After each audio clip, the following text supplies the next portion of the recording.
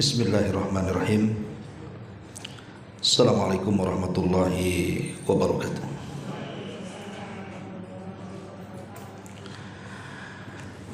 Alhamdulillah, wassalatu wassalamu ala rasulillah wa ala alihi wa sahbihi wa mawalah wa la hawla wa la quwata illa billahi wa ba'du.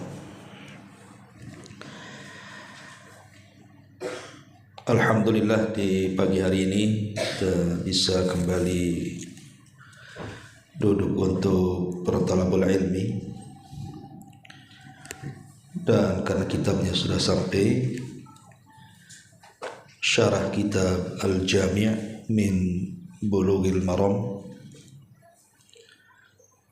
karya Syekh Abdul Aziz bin Abdullah bin Baz rahimahullahu ta'ala.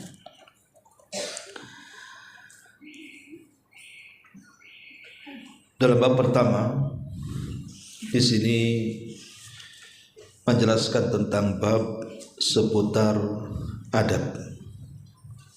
Kemudian disebutkan beberapa riwayat 1 sampai 6 hadis Nabi sallallahu alaihi wasallam.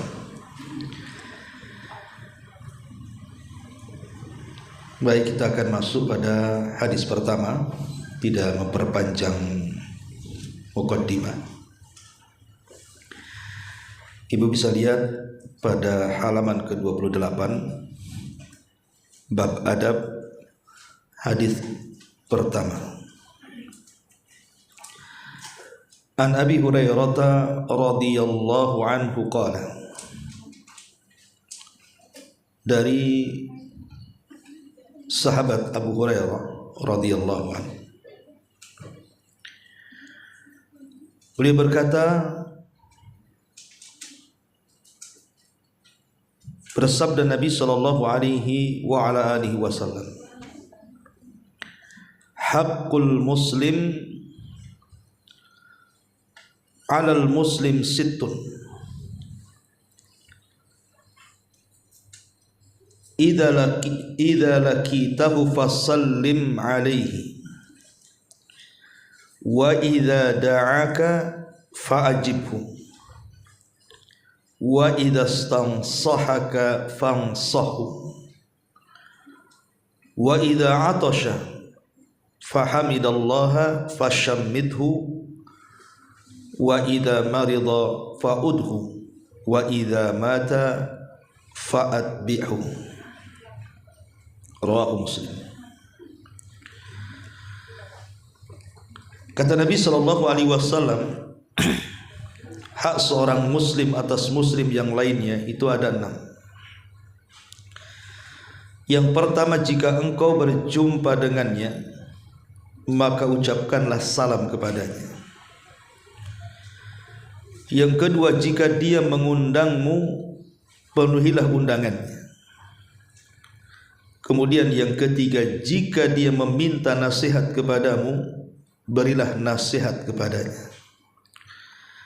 Kemudian yang keempat, jika dia bersin lalu mengucapkan kalimat alhamdulillah, maka doakanlah. Kemudian yang kelima, jika dia sakit maka jenguklah.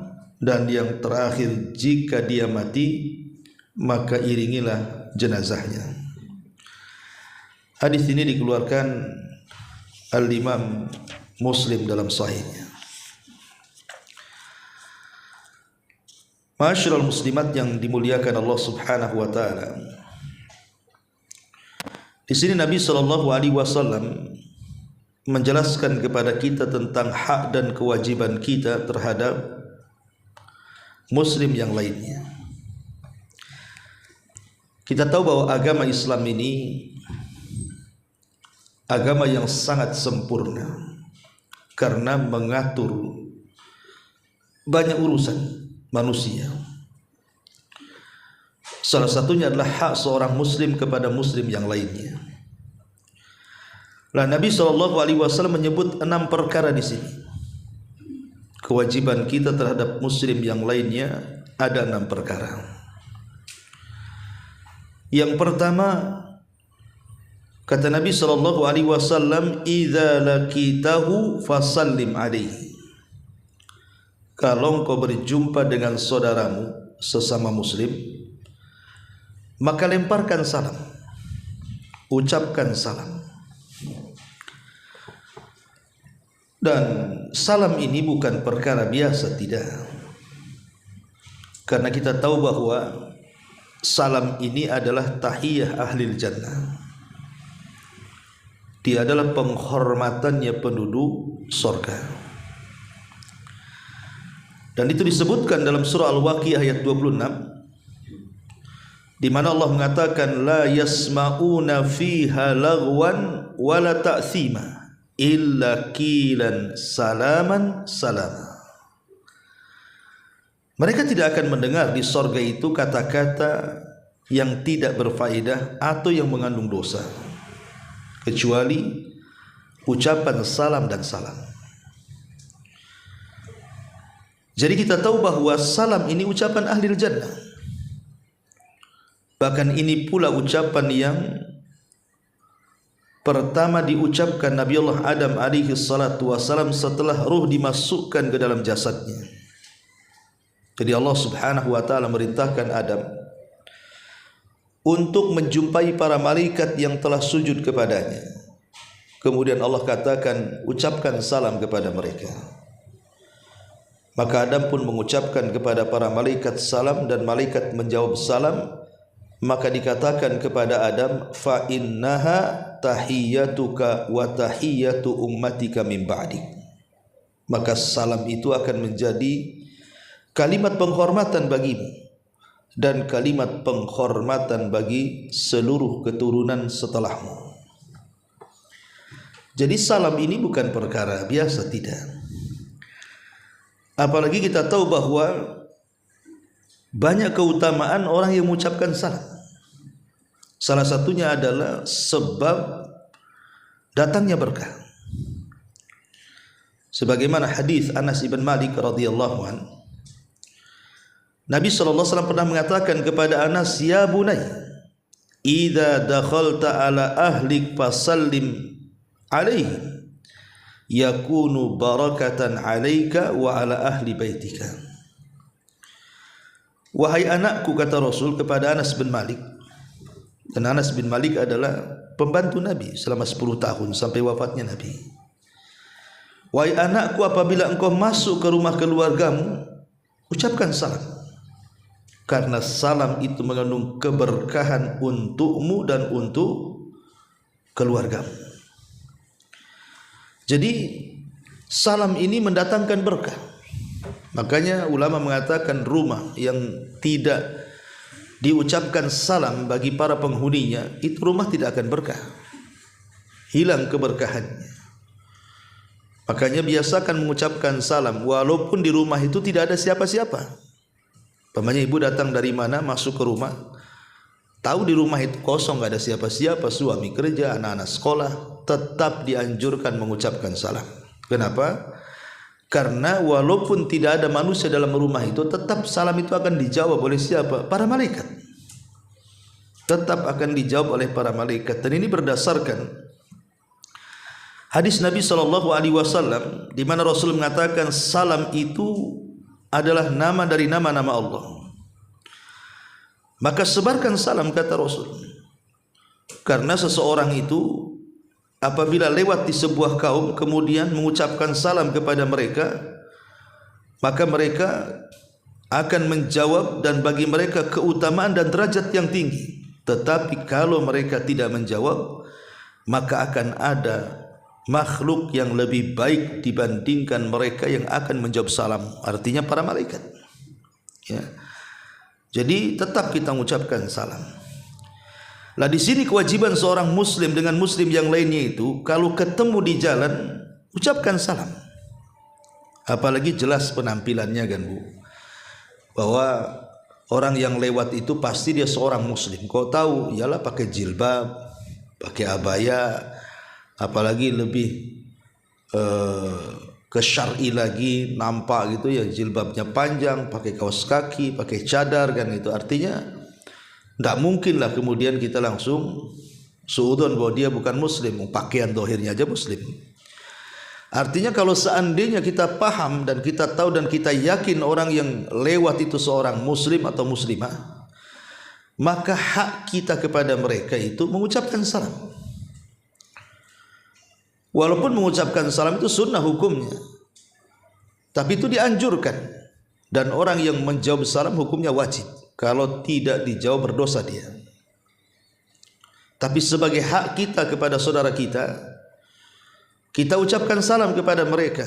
Karena sebenarnya kalau kita sedikit berfikir, orang yang mengucapkan salam itu hakikatnya dia mengundang orang untuk mendoakan kita. Kalau umpamanya ibu datang ke saya, Ustaz tolong doakan saya, kadang saya lupa, kadang didoakan, kadang tidak. Tapi kalau ibu kemudian ingin didoakan secara langsung, tanpa kemudian orang itu membuat alasan ini dan itu, cukup ibu lemparkan salam saja, nanti dia doakan kita tuh. Karena ketika kita katakan assalamualaikum, pasti dia akan menjawab waalaikumsalam warahmatullahi wabarakatuh. Artinya kita didoakan dengan 3 perkara. Didoakan dengan keselamatan, didoakan dengan rahmat, dan didoakan dengan berkah.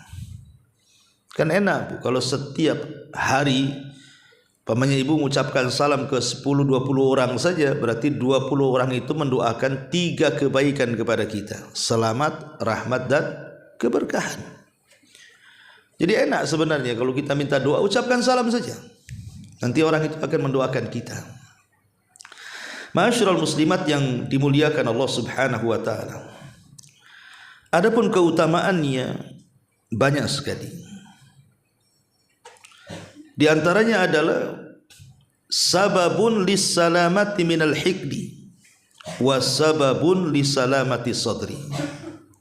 Jadi salam itu bisa menjadi sebab selamatnya kita dari kedengkian, dan bisa menjadi sebab selamatnya hati kita dari penyakit-penyakit hati. Perhatikan sabda Nabi SAW.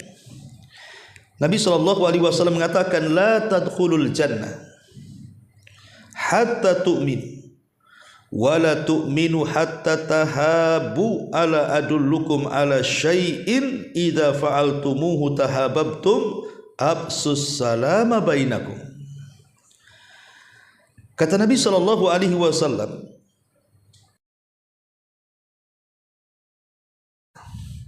sampai kalian betul-betul beriman, dan kalian tidak akan betul-betul beriman sampai kalian saling mencintai sesama kalian.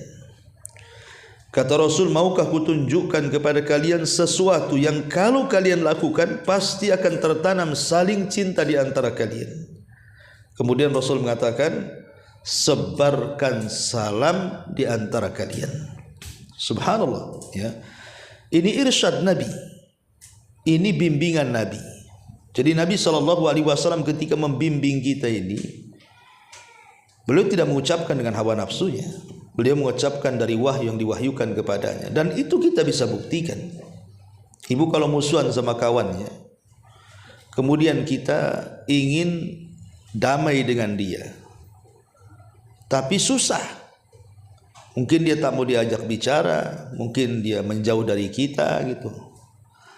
Maka cobalah gaya Nabi SAW ini, ucapkan salam aja terus. Ya, kepada orang yang benci kita itu, ibu ketemu assalamualaikum, nanti jawabannya mungkin ya dijawab atau enggak, terserah dia kan begitu. Tapi kalau hari-hari ibu mengucapkan salam, tidak mungkin juga enggak dijawab. Bertahan berapa hari dia diam tidak jawab salam kan? Lama-lama dia menjawab salam Bu. Lah dari situlah nanti akan muncul kelembutannya. Bisa saja tidak waktu lama dia akan berdamai dengan kita. Ini yang pertama. Yang kedua, orang yang menyebarkan salam itu akan mendapatkan pahala besar. Dan itu disebutkan dalam sebuah hadis. Kata Nabi SAW, man qala assalamu alaikum kutibat lahu asyru hasanatin Wa man qala assalamu alaikum warahmatullah kutibat lahu 20 hasanah. Wa man qala assalamu alaikum warahmatullah wabarakatuh kutibat lahu 30 hasanah. Rawahu Tabrani. Kata Nabi SAW, siapa yang mengucapkan assalamu alaikum sampai di sini, maka dia mendapatkan 10 kebaikan. Kalau ibu tambah dilengkapi assalamu alaikum warahmatullah, maka ibu mendapatkan 20 kebaikan. Kalau ibu lengkapi lagi assalamu alaikum warahmatullahi wabarakatuh, maka ibu dapat 30 kebaikan. Artinya mengucapkan salam semakin lengkap semakin besar pahalanya. Bayangkan kalau kita ketemu orang assalamualaikum warahmatullahi wabarakatuh, satu hari saja ketemu 50 orang, nah berapa banyak kita mendapatkan pahala yang sangat besar itu. Kemudian yang ketiga di antara keutamaan salam itu menjadi sebab kemarahan orang-orang kafir. Karena orang kafir tidak suka dengan salam. Orang-orang kafir seperti orang Yahudi tidak suka dengan salam.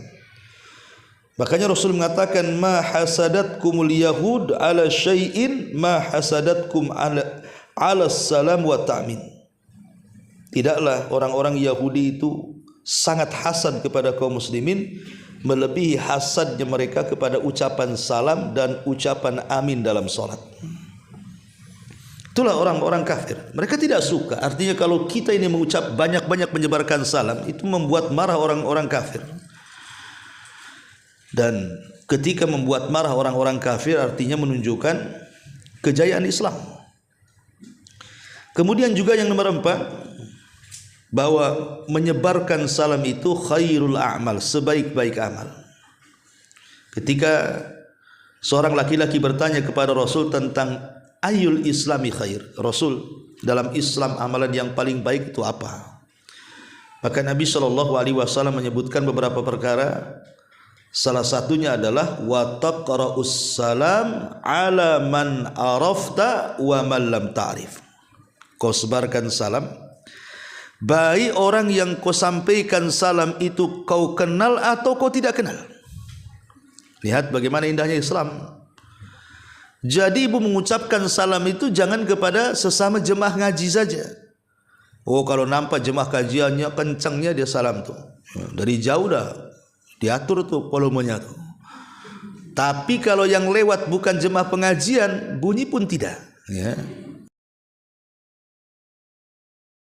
Bedakan karena di antara tanda-tanda dekatnya kiamat, orang hanya mengucapkan salam kepada yang dikenal dan tidak mengucapkan salam kepada yang tidak dikenal. Padahal sudah yakin orang yang di jalan itu yang kita jumpai dia muslim. Kecuali kalau nampak di lehernya ada salib atau nampak agama yang lain, nah itu lain ceritanya. Tapi kalau zahirnya muslim walaupun tidak dikenal, kata Rasul, ucapkan salam, sebaik-baik amal dalam Islam. Ucapkan salam. Boleh jadi itu bagian daripada syiar, Bu, ya. Bagian daripada syiar. Kalau ibu mamanya setiap ketemu orang assalamualaikum di perumahan ini saja, itu bagian daripada syiar. Syiar Islam ditebarkan di tengah-tengah kaum muslimin. Karena Islam ini kan semakin kesini kan semakin aneh, semakin asing, Bu. Kadang-kadang kalau ibu mengucapkan salam kepada orang yang tidak dikenal, bukannya dijawab malah nanya, kau kenal di mana katanya. Kan gitu, Bu, ya. Kadang-kadang bukan dijawab malah nanya gitu kan. Kalau ibu jelasin tidak, saya mengucapkan salam saja. Ya, jadi ini masalah di sini. Kenapa demikian? Karena syiar salam itu sudah mulai dilupakan orang. Padahal itu sebaik-baik amal sebenarnya. Apalagi kemudian rahmat Allah ini akan turun dengan mengucapkan salam, kan kita tidak tahu, Bu. Ibu mamanya satu hari mengucapkan salam bisa 100 kali ke 100 orang. Lah dari ucapan salam ibu ke 100 orang itu rahmat Allah yang turun itu yang mana satu, kan kita tidak tahu. Mungkin kepada orang yang ibu salami di pasar, atau kepada orang yang ibu salami di jalan, atau kepada orang yang ibu salami di mana, kita tidak tahu rahmat Allah itu turun di mana. Makanya kenapa kemudian sebarkan salam saja. Mudah-mudahan dari sekian yang kita ucapkan salam itu adalah salah satunya Allah turunkan rahmat kepada kita. Ya, apalagi Tadi saya sudah katakan sebab turunnya barakah, ya, sebab turunnya keselamatan kepada kita. Kan 3 perkara ini yang kita minta. Di dunia ini minta apa coba? Pertama selamat. Selamat semuanya kan, selamat keluarganya, ya, selamat dari segala hal, selamat dari utang, selamat dari penyakit, selamat dari macam-macam kalau bisa kan itu. Kemudian rahmat, kasih sayang Allah. Karena dengan sayangnya Allah kepada kita, apapun yang kita minta Allah kabulkan hajat kita. Atau mungkin kita juga butuh berkah karena segala sesuatu itu inginnya bertambah dan kebaikan. Itu yang kita hajatkan. Cuman di sini yang harus Ibu pahami dalam masalah salam ini ada adab, ya. Di antara adabnya, pertama Bu, kalau mengucapkan salam jangan dalam hati Bu. Enggak bisa orang mau jawab, ya. Ucapkan salam itu dengan suara keras supaya dengar, nanti dijawab sama dia. Kenapa kau tak jawab? Kau aja enggak mengucapkan salam. Udah dalam hati tadi. Ya saya jawab dengan dalam hati juga lah katanya.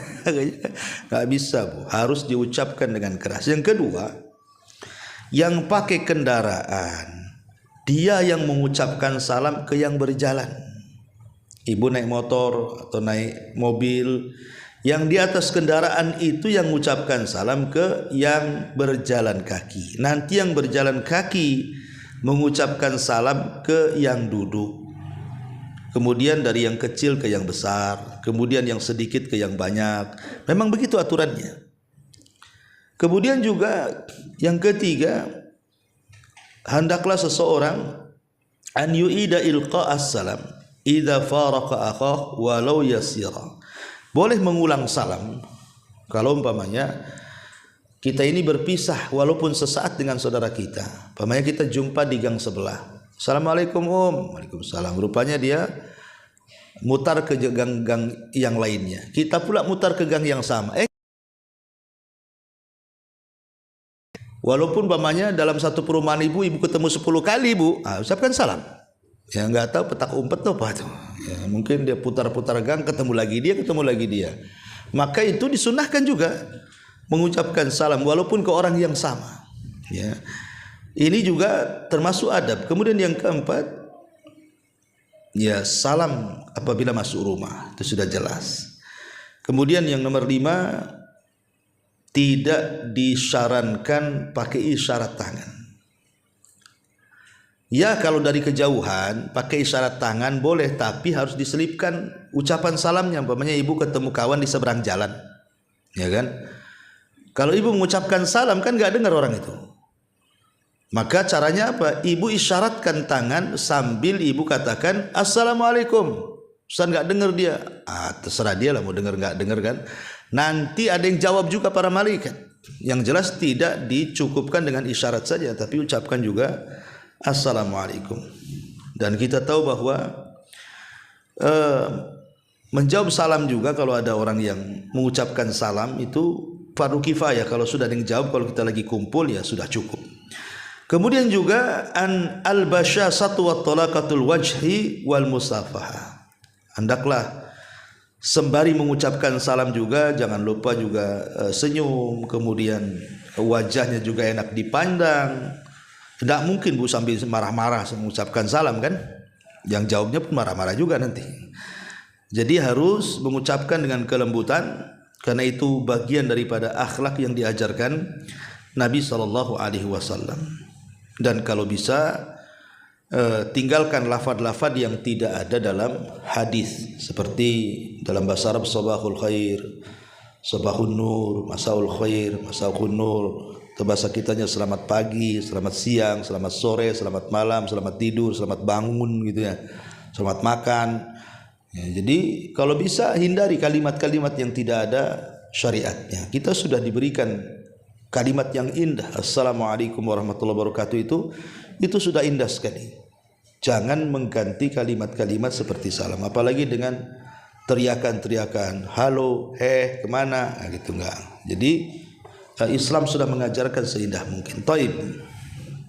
Ini yang pertama. Yang kedua, di antara hak seorang muslim adalah kata Nabi SAW, wa idza da'aka fa'ajibhu. kalau saudaramu mengundang kamu, maka datang. Ya. Terjadi silang pendapat, apa makna mengundang di sini? Ada yang mengatakan bahwa yang wajib datang itu kalau mengundang acara walimah. Jadi kalau acara walimah, sebagian para ulama inilah yang wajib datang. Berarti selain walimah tidak wajib datang. Itu sebagian para ulama, dan ini pendapat daripada sebagian para ulama, wajib mendatangi. Dan itu jumhur ulama mengatakan ala wujubi ijabatiha illa li udhrin syar'i.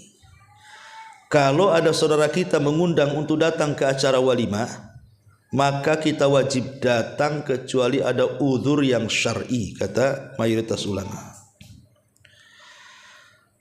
Tetapi ada juga sebagian ulama yang lain mengatakan bahwa hadis ini umum, jadi mencakup undangan walimah atau mencakup undangan yang lainnya.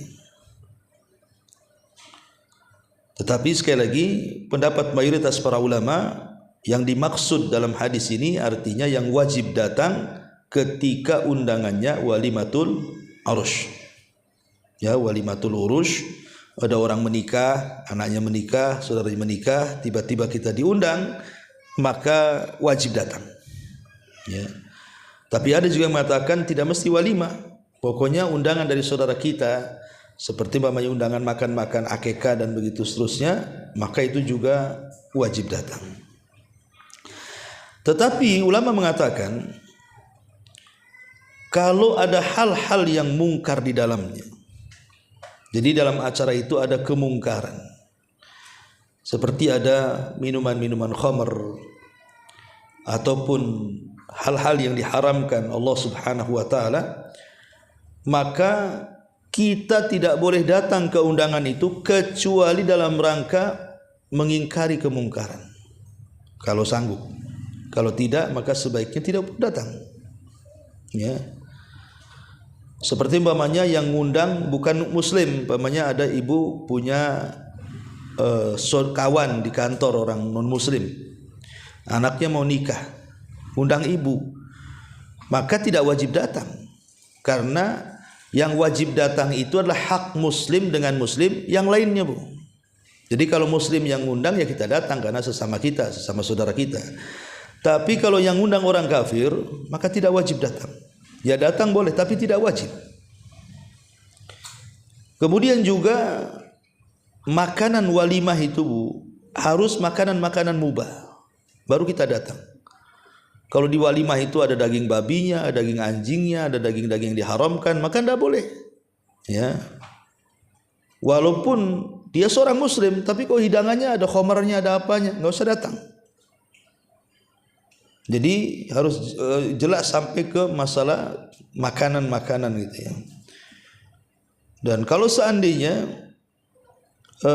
tempat yang kita datang itu terlalu jauh, takut ada madarat di jalan, umpamanya hujan saat deras-derasnya atau banjir atau apa gitu ya, Bu, melintasi sungai, ya nggak perlu datang lah ya, karena memang ada madarat untuk sampai ke situ, sehingga undangannya itu tidak wajib.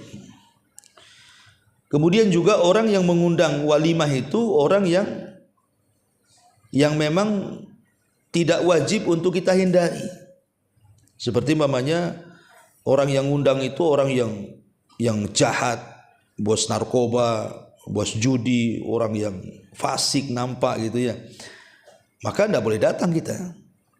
Jadi itu harus dipahami juga, walaupun walimah itu wajib hukumnya kita datang, tetapi harus memahami adab-adab seperti ini. Ya, tidak ada kemungkaran di dalamnya. Kemudian juga yang ngundang dia seorang muslim, kemudian makanan yang dihidangkan juga makanan yang mubah. Kemudian orang yang ngundang juga bukan orang jahat terang-terangan kejahatannya, dan juga perjalanan untuk sampai ke tempat walimah itu tidak membahayakan. Dan kalau jaraknya safar, ya tentu harus dengan mahram kalau bagi perempuan. Lah ini diantara adab-adab undangan. Tapi kalau seandainya undangannya umum, Bu, tidak wajib datang. Namanya ibu di grup WhatsApp gitu ya kan, ada 200 orang. Kemudian yang punya hajat walimah itu dia ngumumkan di grup WhatsApp itu bahwa anak saya tanggal sekian, hari sekian, bulan sekian, tahun sekian akan menikah, tolong datang. Ini kan undangan umum Bu, ya. Maka yang seperti ini tidak wajib datang. Ya kalau datang lebih baik, tapi tidak wajib. Tapi kalau sudah disebutkan namanya, itu namanya undangan khusus Bu. Ya, umpamanya di grup itu disebutkan namanya, terutama Ummu Anu, jangan sampai tak datang ya. Nah, berarti Ummu Anu itu aja yang datang, itu yang wajib tuh. Namanya Bu dan diundangan secara khusus, maka itu wajib datang. Tapi kalau tidak disebut namanya, undangan secara umum, maka tidak wajib datang. Ini yang disebutkan oleh para ulama, wallahu alam. Taib. Kemudian yang ketiga, kata Nabi SAW di sini, di antara hak seorang muslim adalah wa idastansahaka fansahu. Apabila saudara meminta nasihat, nasihati. Ya. Nasihati. Kalau datang saudara kita minta nasihat, jangan bilang saya tidak bisa nasihati. Tetap nasihati walaupun hanya mengucapkan bertakwalah kau kepada Allah. Tapi ingat, yang namanya nasihat itu kan ada adab-adabnya kan Bu. Ya, nasihat itu ada adab-adabnya. Salah satunya haruslah seseorang itu punya niat baik. Ya. Jadi ketika menasihati itu memang betul-betul ada niat baik. Di mana niat baik ini ingin ditularkan kepada saudaranya supaya dia juga mendapatkan kebaikan. Jadi betul-betul karena kecintaan kepada kebaikan kepada saudaranya, makanya dia mau menasihati. Kemudian juga nasihat itu juga ketika kita memberikan nasihat kepada orang lain, seolah-olah kita sedang menasihati diri sendiri Bu. Jadi seolah-olah ibu itu sedang ngaca. Ibu ngomong di depan kaca. Seperti itulah kita menasihati orang. Supaya antara ucapan dan perbuatan orang yang menasihati itu sama. Ya, jangan sampai kita menasihati orang tapi kita pula melakukan. Termasuk juga di antara adab nasihat itu betul-betul karena keikhlasan. Bukan karena ria, bukan karena saya merasa lebih baik dia tidak, nggak boleh. Ya, karena ada orang yang menasihati itu merasa dia lebih baik, lebih bersih, lebih suci, orang lain itu kotor, lebih jelek, lebih jahat, nggak boleh. Ya, memandang orang ketika kita nasihati seperti itu tidak ada keikhlasan. Jangan merasa kita lebih baik, dia tidak. Ya, hilangkan perasaan seperti itu. Kemudian juga harus memang nasihat itu jauh daripada dusta. Ada orang ngasih nasihat itu berdusta pula di situ. Makanya kenapa kalau kita menasihati orang itu harus tasabut dulu Bu. Tasabut itu artinya pastikan masalahnya pas. Jangan kata orang. Kalau kata orang itu belum pas tuh masalahnya, nanti kita nasihati rupanya nggak seperti itu, salah paham. Ya. Termasuk juga harus dengan ilmu. Kita harus punya ilmu yang nasihati, bukan menasihati dengan kejahilan, nanti bukan nasihat nantinya. Bisa saja malah debat kusir dan begitu seterusnya. Termasuk nasihat itu jangan sampai di keramaian orang, karena ini bukan nasihat, ini memalukan. Ada orang ini mau dinasihati, kebetulan di warung kopi banyak orang pula di situ. Oh, di situ teriak-teriak dinasihati, nyeramai dia. Ini bukan nasihat namanya, ya. Jadi tidak boleh nasihat itu tetap melihat maslahat. Kalau bisa tarik sendiri antara kita dengan orang yang diberikan nasihat. Dan juga di antara adab nasihat ya tentang ibarah juga, ya menyusun kata itu kan tidak sembarang. Kalau bisa cari kata-kata yang baik. Kemudian kalau bisa menutup aib, ya jangan sampai kemudian orang nasihati itu merasa terbongkar aibnya. Itu juga penting, termasuk juga waktu, tempat. Karena ada orang itu yang hati ketika dinasihati itu hatinya menerima, tapi ada di lain waktu, di lain tempat terkadang dia menolak. Hati orang itu kan kadang-kadang ada waktu-waktunya menerima, ada waktu-waktunya menolak. Makanya pentingnya cari waktu dan tempat dan bahasa yang bagus itu.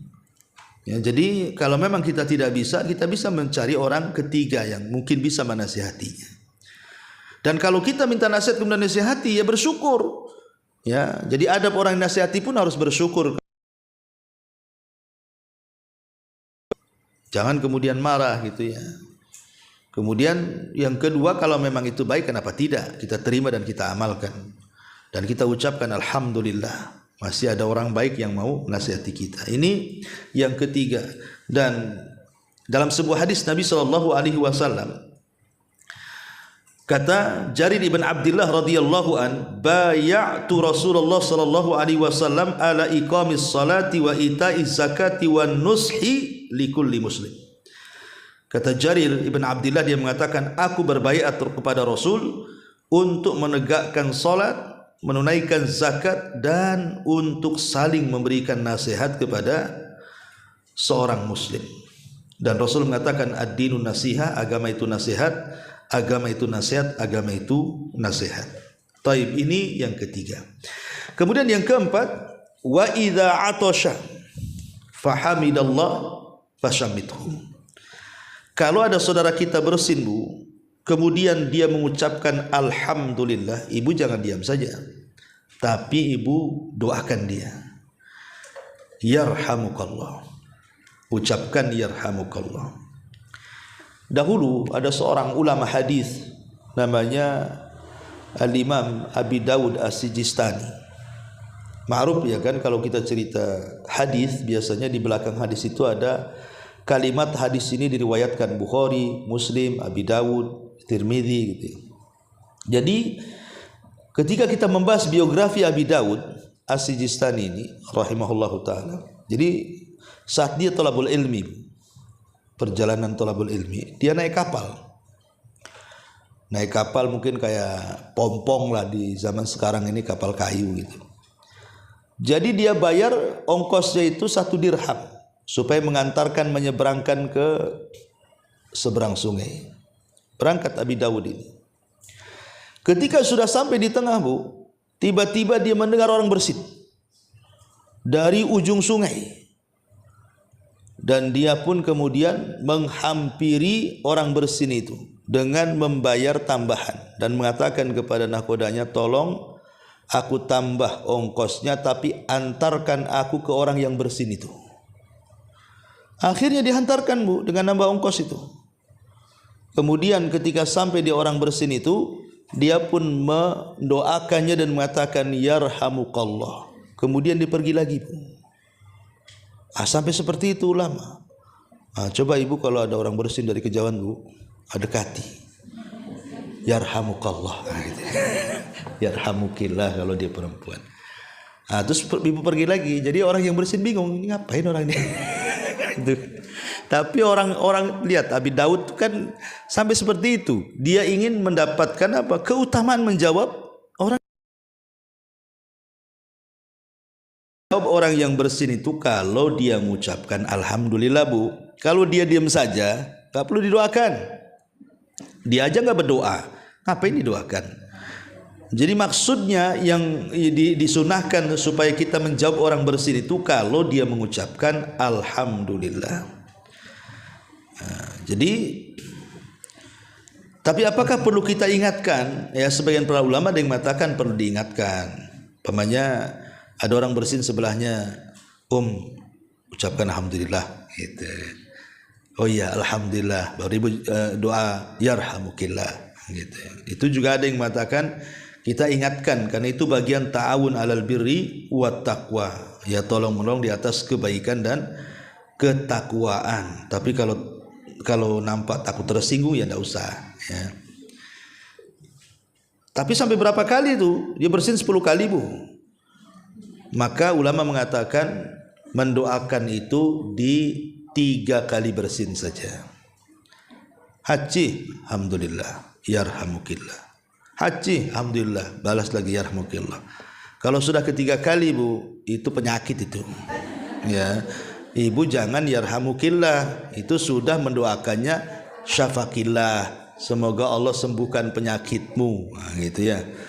Jadi kalau sudah ketiga kali, keempat kali, kelima kali itu doanya mendoakan kesembuhan. Berarti orang ini sakit ya.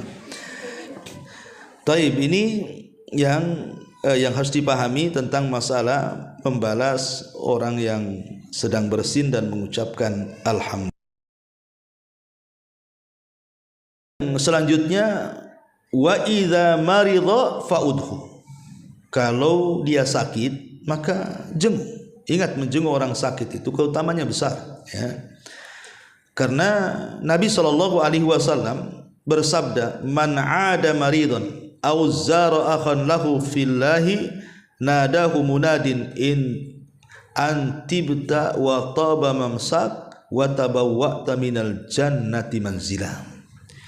Kata Nabi SAW, siapa yang mengunjungi orang sakit atau berziarah kepada saudaranya, maka Allah Subhanahu wa ta'ala akan memerintahkan penyeru untuk menyeru dan mengatakan, sungguh engkau telah melakukan kebaikan dan juga perjalananmu, maka engkau akan disediakan sorga yang paling indah di tempat yang paling indah. Jadi orang yang mengunjungi orang sakit itu sudah Allah buatkan satu rumah di sorga tuh. Bahkan bukan hanya itu saja. Dalam sebuah hadis Nabi SAW mengatakan, ma min muslim ya'udu musliman ghudwatan illa salla alaihi sab'una alfa malakin hatta yamsi atau hatta yumsiya wa in ada asyiyah illa salla alaihi sab'una alfa malakin hatta yusbih wa kana lahu kharif fil jannah. Siapa yang mengunjungi orang sakit dan dia seorang muslim atau muslimah di waktu pagi, Bu, maka 1000 malaikat akan mendoakan ibu sampai sore. Kalau ibu mengunjungi orang sakit di sore hari, maka ibu akan mendapatkan 70.000 malaikat mendoakan ibu sampai di waktu pagi. Luar biasa, Bu. Ya, tapi keluarga saya tak ada yang sakit, Ustaz. Banyak orang sakit di rumah sakit, Bu. Ya, tinggal datang aja ke rumah sakit. Kan gak dikenal, gak ada masalah lah, bawakan apa, buah-buahan gitu kan. Ini hadiah dari saya. Kan di rumah sakit banyak orang sakit. Jadi lebih mudah cari orang sakit daripada cari orang-orang yang meninggal kan. Ya, karena rumah sakit banyak masalahnya. Jadi ini di antara keutamaannya dan di antara adabnya, Bu, kalau ibu umpamanya mengunjungi orang sakit itu, jangan lama-lama duduk. Ya, orang sakit namanya orang sakit. Bentar aja. Yang penting kita mendoakan kesembuhan kepadanya. Karena ada orang-orang sakit itu tidak mau dilama-lamain kita ini duduk di samping dia. Kemudian juga harus ingat waktu ziarah. Kan ada waktu-waktu itu yang ya kalau bisa janganlah kita bertamu seperti pagi atau matahari di tengah kepala atau sore gitu. Pokoknya hindari waktu-waktu yang memang dalam syariat itu tidak boleh kita berkunjung. Harus waktunya jelas, apalagi kalau di rumah sakit setahu saya kan ada waktu jenguknya gitu. Kemudian yang paling penting yang diingini orang sakit itu adalah doa. Ibu doakan. Siapa tahu doa ibu yang menyembuhkan dia bukan karena dokter atau obat-obatan. Kita tidak tahu yang mana satu penyembuh. Bisa saja doa kita atau ruqyah kita itu pula menjadi sebab penyembuh orang sakit, ya kan? Karena memang itu yang kita inginkan, kesembuhan orang yang kita ziarahi dan dia sedang sakit. Dan yang terakhir di sini, wa idza mata fa'atbihu. Dan kalau saudara kita meninggal maka iringi jenazahnya. Dan Rasulullah SAW mengatakan, barang siapa yang menyolati maka dia dapat 1 qirat saja. Tapi kalau sampai dia menguburkan maka dia mendapatkan 2 qirat, artinya mendapatkan 2 pahala sebesar gunung Uhud. Dan ketika kita mengantarkan jenazah juga tentu sekalian ziarah kubur. Ya, karena ada orang yang mengantarkan jenazah itu jarang-jarang ziarah kubur. Jadi sekalian mengantar jenazah, disitulah kita juga harus tahu adab-adab ziarah kubur dan ambillah pelajaran dari setiap orang yang meninggal yang kita hantarkan ke kuburan. Wallahu a'lam bishawab. Ini diantara 6 hak seorang muslim terhadap muslim yang lainnya. Taib, sampai di sini. Kalau ada yang bertanya silahkan.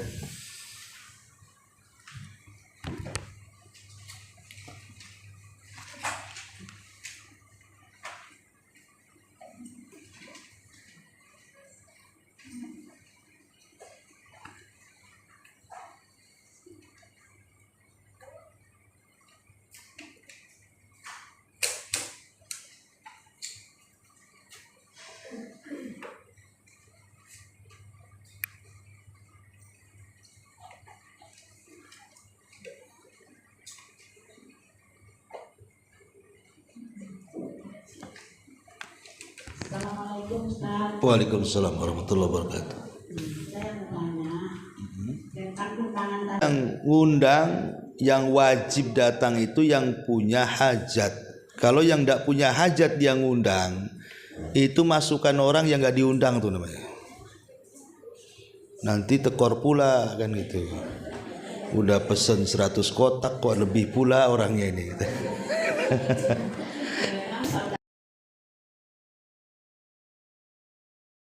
Sebentar belum selesai. Jadi ini satu. Jadi yang undang itu harus pemilik hajat. Yang kedua, kecuali kalau pemilik hajat ini mewakilkan ngomong sama saudaranya, ya terserahlah kamu ngundang siapa, yang penting rame gitu kan. Atau disebutkan nama-namanya, tolong undang orang ini, orang ini. Ya pokoknya yang dikenal lah. Berarti kan saudaranya sudah mendapatkan izin kepada orang untuk mengundang dari sahibul bait, dari sahibul hajah. Ya. Tapi kalau tidak mewakil, tidak wajib datang. Makanya tanya Bu, kalau ibu dapat undangan dari saudaranya, ya ini yang undang kamu atau dia? Ya. Yang undang ini kamu atau pemilik hajat. Jadi ibu harus tanya betul. Kalau inisiatif dia tak wajib lah Bu. Berarti kan bukan pemilik hajat. Iya, itu punya walimah. Karena kan kita tahu yang punya walimah ini. Kadang-kadang kan kita sudah mempersilakan tamu undangan itu sekian. Kita kan ke catering umpamanya, ya sekitar 100 orang. Rupanya saudaranya punya inisiatif ngundang 200 orang Bu. Ini kan bahaya jadinya. Ya, jadi satu kotak berdua lah jadinya kan.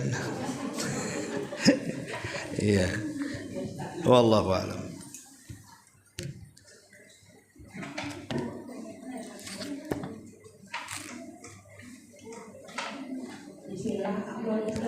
Iya. Kalau dalam suatu WhatsApp group, apakah kita wajib memberi salam, dan apakah apalagi utamanya itu seandainya WhatsApp group itu punya anggota 100 orang atau berapa gitu, apakah doanya itu sama atau apa sama ininya kita 200 orang gitu, apakah kita juga wajib untuk menjawab salamnya tersebut? Gimana nggak kurang jelas. Dalam satu grup itu apakah kita Oh ibu dalam grup handphone atau grup apa gitu, WhatsApp gitu ya? tentang salam Ustaz? Di media atau di ini? Di WhatsApp grup Ustaz. Iya di media berarti. Apakah kita harus mengucapkan salam pada apalagi memulai pembicaraan Ustaz? Kalau dalam grup maka hukum menjawab salam itu fardu kifayah. Artinya kalau sudah satu yang menjawab berarti sudah mewakili satu grup. Memang aturan yang seperti itu. Ya, jadi kalau di grup WhatsApp atau di grup-grup apa media sekarang kan, jadi kalau di situ hendak memulai pembicaraan mengucapkan salam, maka cukup satu yang menjawab sudah mencukupi satu grup tuh. Nggak perlu diulang-ulang kan gitu. Karena memang aturannya seperti itu, sudah menjadi fardu kifayah, bukan fardu ain lagi. Tapi kalau tidak dalam kondisi grup, umpamanya dia WhatsApp pribadi kepada maka wajib dijawab salamnya itu, karena itu sudah kewajiban dia menjawab salam. Karena ibu kan di WhatsApp secara pribadi. Tapi kalau di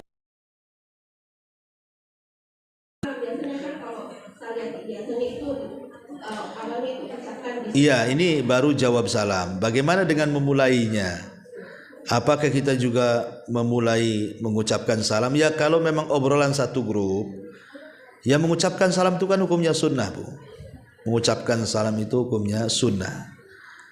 Kalau sudah dimulai dengan salah seorang mengucapkan salam, artinya kan sudah terwakili semuanya. Ya tidak perlu mengucapkan salam lagi.